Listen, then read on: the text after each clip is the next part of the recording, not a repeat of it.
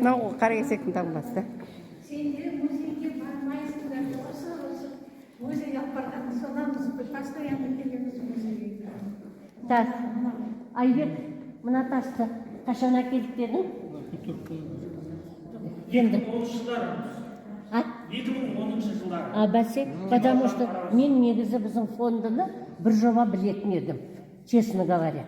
Анауын көргенде талқылаздадым. Так, товарищи жолдастар, рахмет, кім болғанда да айту бір жатқан тасты, ай, мына құр емес қой деп алып келгені. Мына крестик, ну, Шыңғысханның белгісі, 4 части света, и әлемнің адамымыз деген, әлімнің, кіші жүздің әлімінің таңбасы. Ал мынау, мына жердегі жиналған кілең тентектер.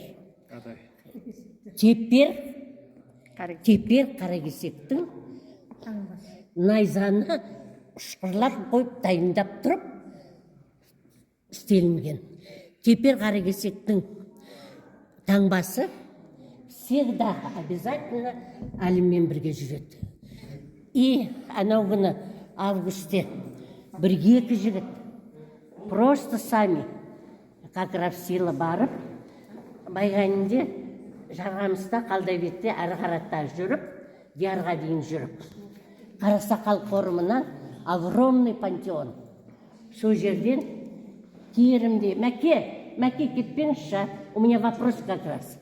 Сол жерден тапқан құлпытастардың бәрі, мінекей.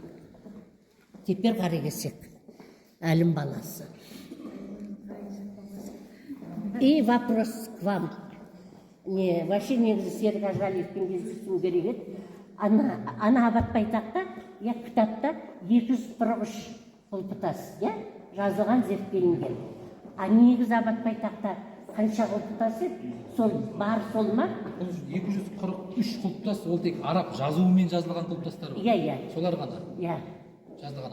Мысалы, ол енді қазіргі кезеңнің құлпытастарын салып қойған бәрі. Тек қана сол кезеңде 243 нақты бәрін тіркеп алды. Вот сонда 243-дің ішінде 9 қаракесектің.